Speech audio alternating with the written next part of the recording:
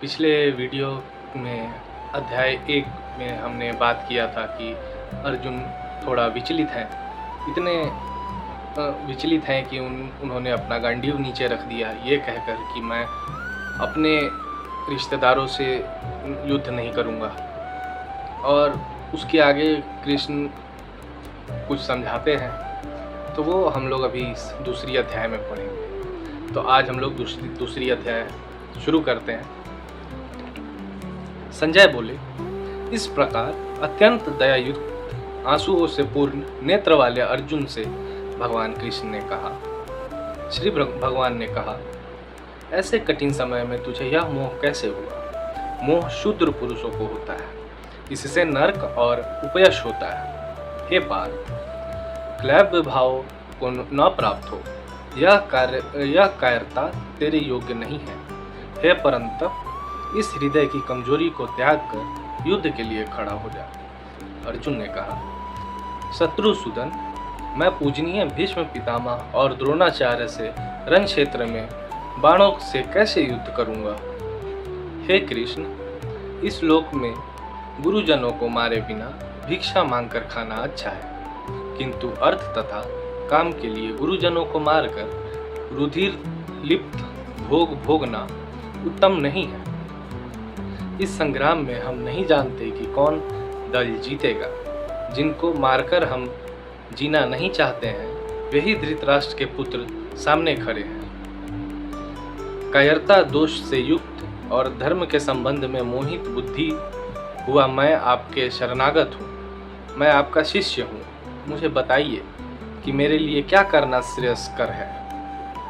मैं पृथ्वी के निष्कंटक राज्य को प्राप्त करूं अथवा देवताओं का अधिपति भी हूँ, परंतु इंद्रियों के सुखाने वाले शोक को जो दूर करे उस ऐसे उपाय को मैं नहीं देखता।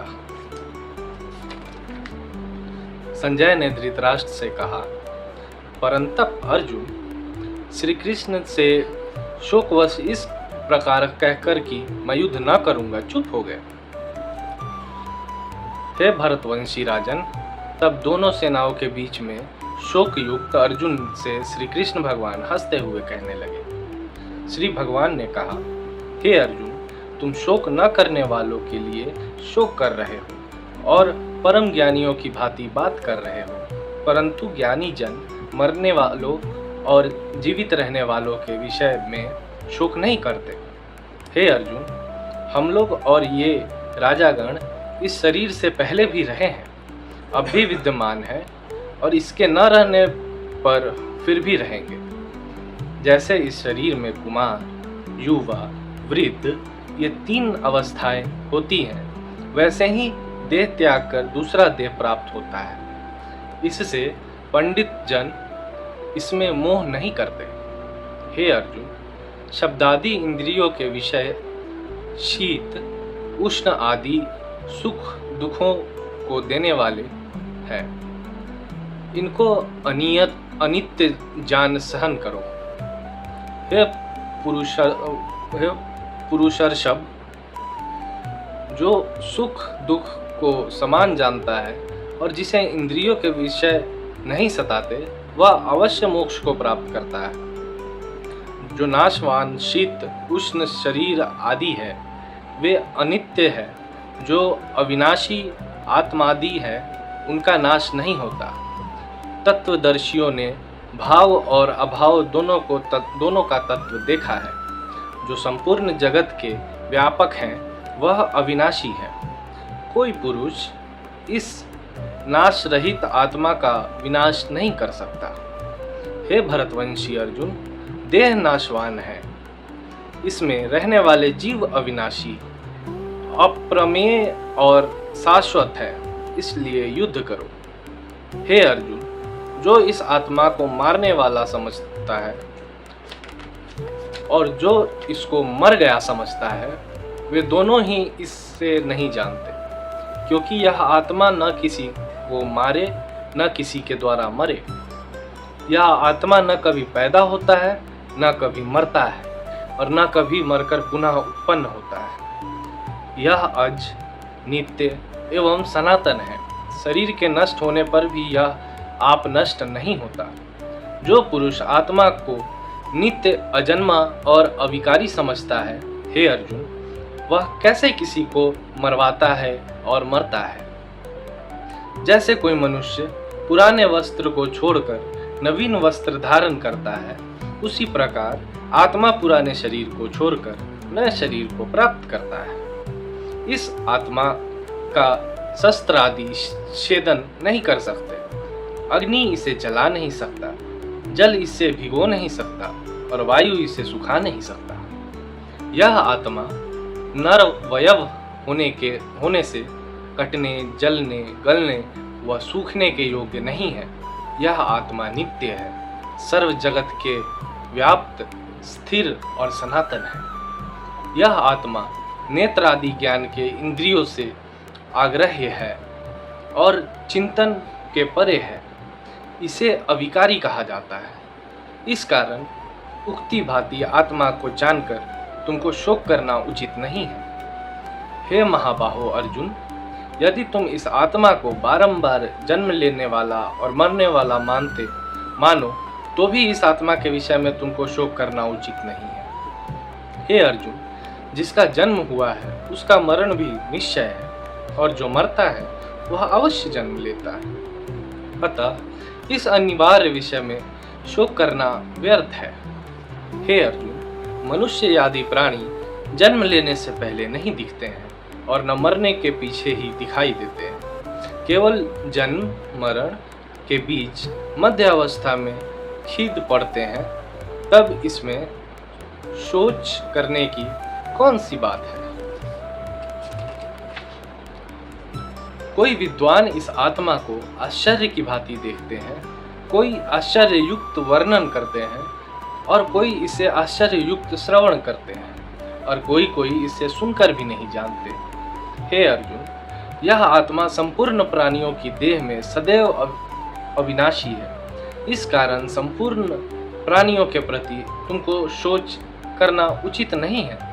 हे अर्जुन, स्वधर्म का विचार करके तुमको घबराना उचित नहीं है, कारण कि क्षत्रिय को स्वधर्म से प्राप्त हुए युद्ध से बढ़कर भला करने वाला कुछ नहीं है। हे अर्जुन, स्वर्ग का द्वार रूप यह युद्ध अपने आप उपस्थित हो गया है।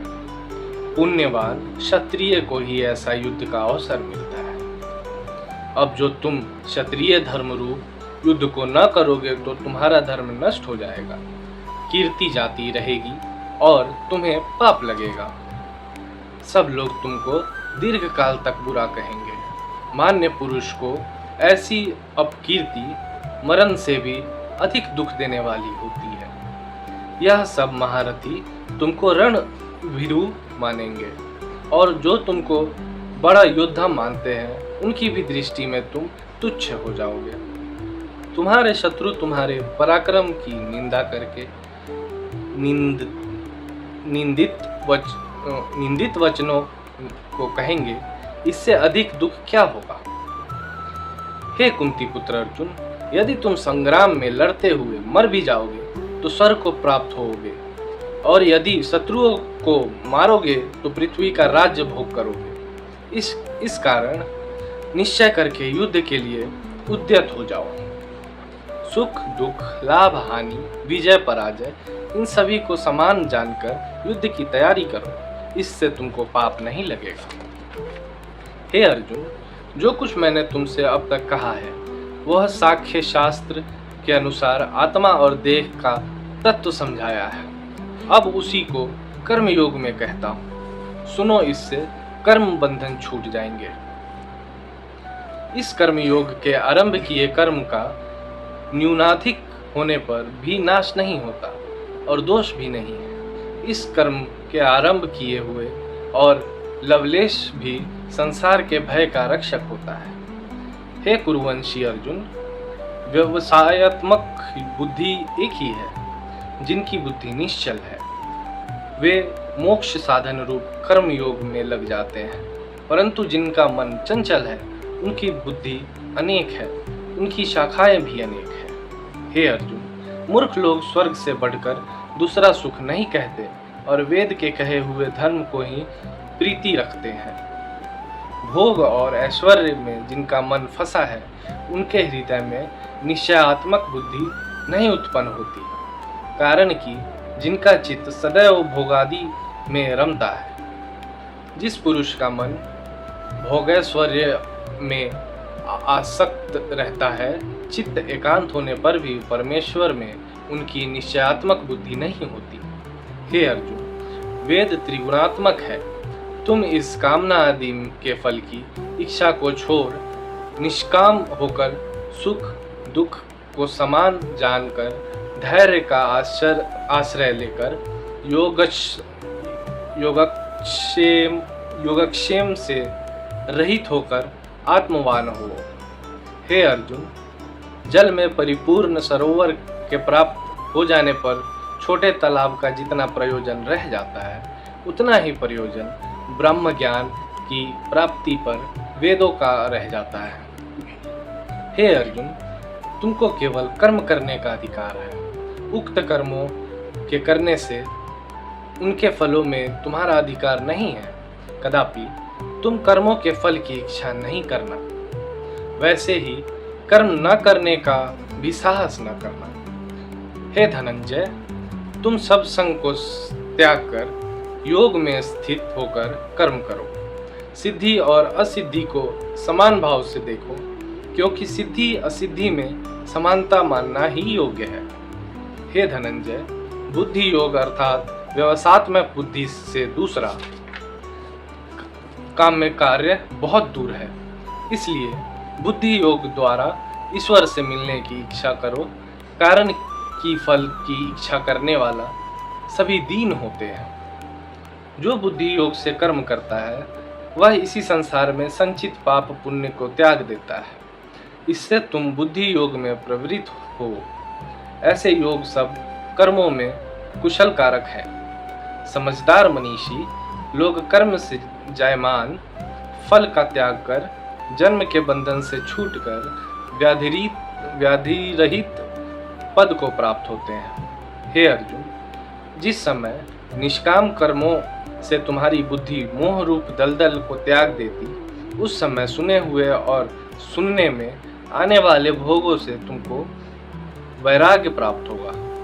हे अर्जुन, अनेक विषय के सुनने से जो तुम्हारी बुद्धि चलाए में हो गई है, वह जब मेरे वाक्यों में स्थिर हो जाएगी, तब तुम योग हो पाओगे। अर्जुन ने पूछा, केशव, आत्मस्वरूप में समाधि लगाकर निश्चल बुद्धि रखने वाले पुरुष का क्या लक्षण है, और स्थिर बुद्धि वाले पुरुष कैसे भाषण करता है, कैसे बैठता है और कैसे गमन करता है, यह मुझसे कहिए। श्री भगवान ने कहा, हे पार्थ, जब पुरुष मन की कामनाओं को छोड़कर अपनी आत्मा में ही मन से संतुष्ट होता है, तब वह उक्त लक्षणों के द्वारा स्थित प्रज्ञ कहा जाता है। प्रीति, भय और क्रोध इनसे रहित और दुख प्राप्त होने पर भी जिसका चित्त व्याकुल न हो और सुख की इच्छा भी न करे, तो वह मुनि स्थित प्रज्ञ कहलाता है। जो स्त्री पुत्रादि के लिए स्नेह रहित होकर शुभ और अशुभ कर्मों में आनंद तथा द्वेष नहीं मानता है, उसकी ही बुद्धि स्थिर है। जब योगी पुरुष कछुए की भांति शब्दादि विषयों से इंद्रियों को चारों ओर से खींच लेता है, तब उस योगी की प्रज्ञा समाधि में स्थित होती है। जो कुछ भी आहार नहीं करता, उसकी इंद्रियां विषयों से अलग होती है, परंतु उसकी विषयों में असहिष्णुता आदि अलग नहीं होती, और परमात्मा के दर्शन से स्थित प्रज्ञ पुरुष की वह आसक्ति भी अलग हो जाती है। हे कुंती पुत्र अर्जुन, विचारवान और प्रयत्न करने वाले के मन को भी आसक्ति का नाश न होने के कारण इंद्रियां बल से खींच लेती हैं। जो योगी सब इंद्रियों का दमन कर मुझ में तत्पर हो जाता है और जिसकी इंद्रियां वश में है, वही स्थित प्रज्ञ है। शब्दादि विषयों का मन में चिंतन करते करते पुरुष को उन विषयों में आसक्ति होती है, आसक्ति से काम और काम से क्रोध उत्पन्न होता है, क्रोध से मोह होता है, मोह से स्मृति नष्ट होती है और स्मृति नष्ट होती है, स्मृति नष्ट होने से प्राणी सब भांति से फल से विमुख होकर नष्ट हो जाता है। जो मनुष्य मन को अपने वश में किए हुए राग द्वेष रहित होकर इंद्रियों में विषय का अनुभव करता है, वह निसंदेह शांति को प्राप्त करता है। चित्त शुद्ध होने से प्रश्नचित्त पुरुष की बुद्धि भी शीघ्र आत्मैकनिष्ठ हो जाती है। हे अर्जुन, अजितेंद्रिय पुरुष की बुद्धि स्थिर नहीं होती और उस पुरुष को आत्मज्ञान भी नहीं होता और उसकी आत्मा शांति को नहीं प्राप्त होती। शांति के बिना उसको ब्रह्मानंद के सुख की प्राप्ति कहाँ से होगी। मन विषय को भोगने वाले इंद्रियों के पीछे लगा फिरता है और फिर वह बुद्धि को भी खींचकर ऐसे ले जाता है जैसे वायु जल में नाव को खींचता है।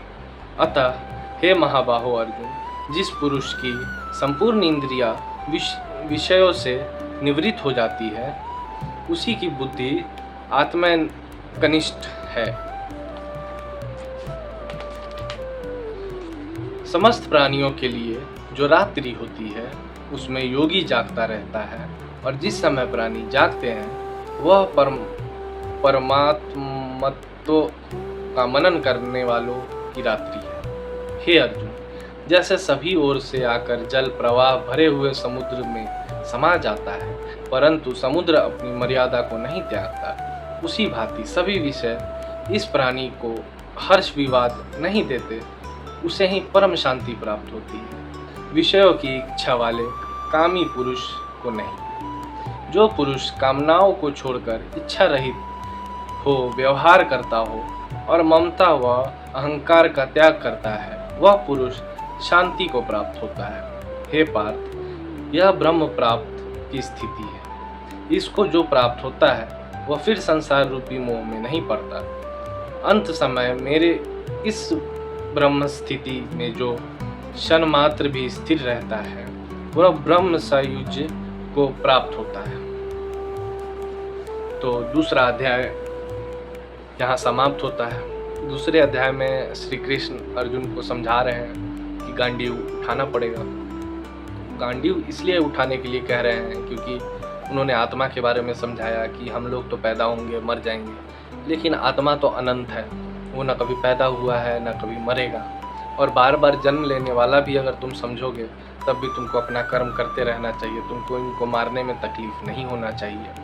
तो ये सारा चीज़ कृष्ण भगवान समझा रहे हैं अर्जुन को। और भी बहुत कुछ कृष्ण भगवान बोले, जैसे कि कर्म करने से क्या फ़ायदा होता है, मन को शांत रखने से कैसे क्रोध को वश में रखना चाहिए, इंद्रियों पे काबू अगर इंसान पा लेता है तो वो अपने आप को शांति महसूस करवा सकता है, कामना कम हो, लोगों का लोभ कम हो, तभी इंसान शांति को प्राप्त होता है, ब्रह्म ज्ञान की तरफ बढ़ता है। तो ये यहाँ तक के लिए तो थोड़ा बहुत कुछ समझ में आया है, बहुत कुछ समझ में नहीं भी आया है, लेकिन ठीक है, आगे देखते हैं। और भी बहुत बचा हुआ है।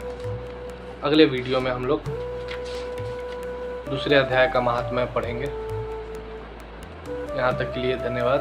जय श्री कृष्ण। हर हर महादेव।